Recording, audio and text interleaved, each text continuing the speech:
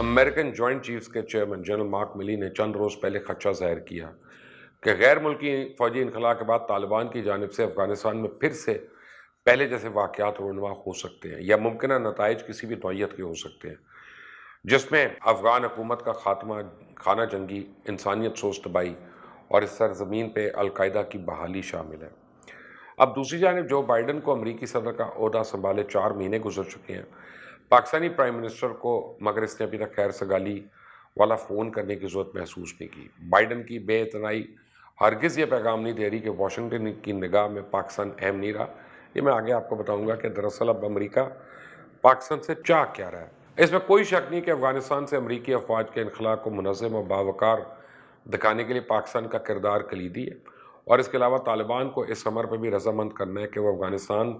کے دیگر فریقین کے ساتھ مذاکرات کے ذریعے عبوری حکومت کی راہ تلاش کریں اور اس حکومت کی نگرانی میں کسی نہ کسی قسم کے انتخابات ہوں۔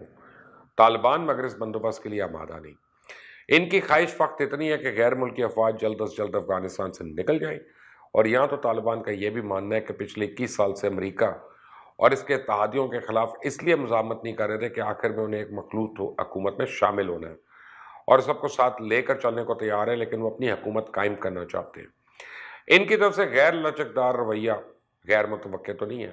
اسے پروٹوکول کے تقاضوں کو بھی بالائے طاق رکھتے ہوئے امریکن وزرائے خارجہ آرمی چیف سے براہ راست رابطوں میں مصروف رہے۔ درخواست ہو رہی ہے کہ طالبان کے موقف میں نرمی لانے کے لیے وہ اپنا اثر رسوخ بروئے کار لائیں۔ کئی مؤثر امریکی اخبارات کے بااثر رپورٹرز یہ دعویٰ کر رہے ہیں کہ پالیسی سازی کے لیے ہوئے اجلاسوں میں عسکری اداروں کی نمائندے بھرآئی آواز میں دہائیاں دے رہے ہیں کہ امریکی افواج کے انخلا کے چند ہی ماہ بعد طالبان ایک بار پھر افغانستان میں برسر اقتدار آ جائیں گے، اور امارات اسلامی کی بحالی اس ملک میں میڈیا کو آزاد نہیں رہنے دے گی، عورتوں کے حقوق کا بھی احترام نہیں ہوگا۔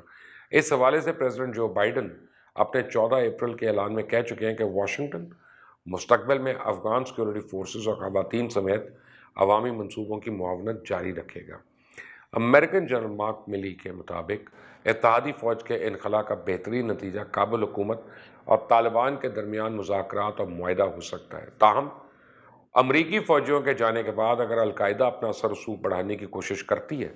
تو اس کی نگرانی اور اس کا پیچھا کیا جائے گا۔ بہرحال اصل مسئلہ یہ ہے کہ امریکن فوج دنیا کو یہ باور نہیں کروانا چاہ رہی کہ افغانستان میں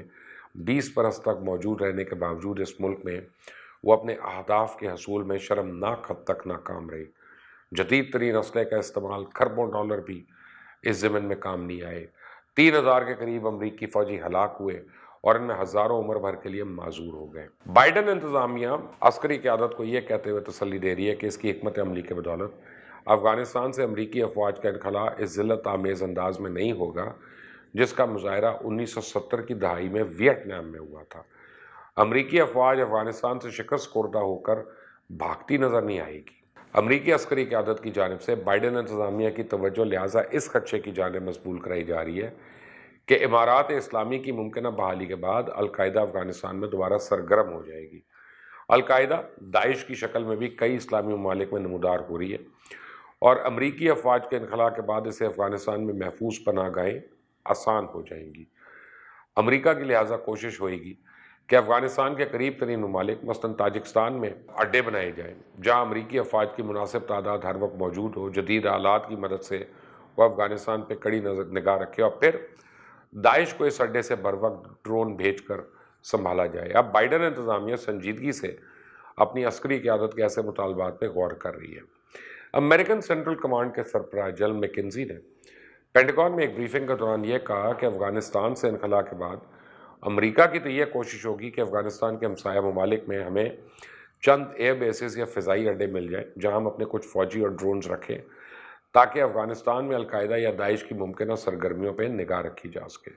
اور ضرورت پڑنے پہ ایسے عناصر کی سرکوبی کی جا سکے۔ صحافتی حلقے اور سفارتی ذرائع یہی بتا رہے ہیں کہ امریکہ کی خواہش ہے کہ وہ ازبکستان اور قازقستان کے علاوہ خاص طور پہ پاکستان میں چند فضائی اڈے لے کر وہاں اپنی فوجیں متعین کر سکے،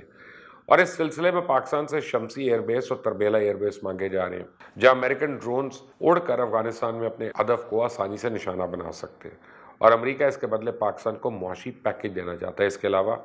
فاٹف اور IMF اور ورلڈ بینک میں بھی پاکستان کے لیے سہولتیں پیدا کر سکتا ہے، لیکن آج کی صورتحال 9/11 کے حالات سے بہت مختلف ہے۔ اس وقت پوری دنیا کو امریکہ سے ہمدردی تھی، اور اس کے علاوہ افغانستان پہ جنگ مسلط کرنے کے لیے امریکہ کو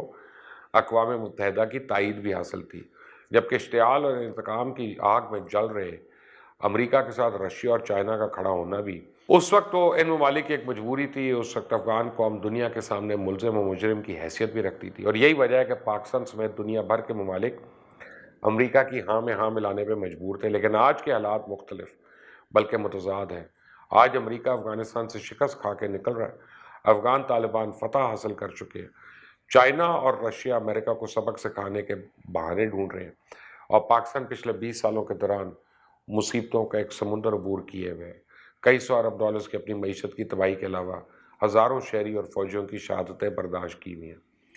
آج کی دنیا بظاہر 2 بلاکس میں تقسیم نظر آ رہی ہے، اور ایک بلاک میں رشیا، چائنا، پاکستان، ایران، ترکی اور افغان طالبان بھی نظر آتے ہیں، تو دوسرے بلاک میں امریکہ، بھارت، اسرائیل اور دیگر مغربی ممالک موجود ہیں۔ اس سے نہ تو پاکستان کے لیے طالبان پہ حملہ آور ہونے کے لیے امریکن کو اپنا ایئر بیس دینا ممکن ہے، اور نہ ہی رشیا کے زیر اثر سینٹرل ایشین اسٹیٹس میں ازبکستان اور قازقستان آسانی کے ساتھ امریکہ کے لیے یہ خدمات سر انجام دے سکیں گے۔ پھر بھی امریکہ اپنی تئیں پوری کوشش کرے گا کہ وہ کسی نہ کسی طرح افغانستان کے ہمسائے میں موجودہ ممالک کے ایئر بیسز حاصل کر سکے، تاکہ افغانستان پہ نگاہ رکھنے کے علاوہ وہاں اپنا کنٹرول بھی قائم رکھ سکے۔ تاہم دیکھنا یہ ہے